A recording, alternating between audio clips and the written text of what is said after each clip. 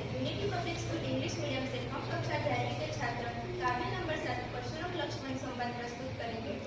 परशुराम लक्ष्मण संवाद तुलसीदास कृत रामचरितमानस के बालपन से लिया गया है। सीता स्वयंवर के अवसर पर रामचंद्र ने शंकर जी का धनुष तोड़ा था। इस पर परशुराम के क्रोध की सीमा नहीं रही। वे राम से कहते हैं कि हे राम, जिसने यह धनुष तोड़ा है वह मेरा दुश्मन है, वह राज्य से निकल जाए, अर्थात सभी राजा मारे जाएंगे।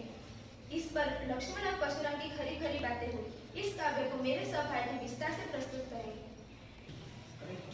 हे नाथ, शंकर जी ने धनुष तोड़ने वाला आपका ही कोई दास होगा। आप मुझसे क्यों नहीं कहते? आपका क्या आदेश है? सेवक तो वह है जो सेवा का काम करे। शत्रु का काम करके तो सिर्फ लड़ाई ही करनी चाहिए। हे राम सुनो, ये शंकर जी का धनुष जिसने भी तोड़ा है वो सहस्त्र बाहु के समान मेरा शत्रु है।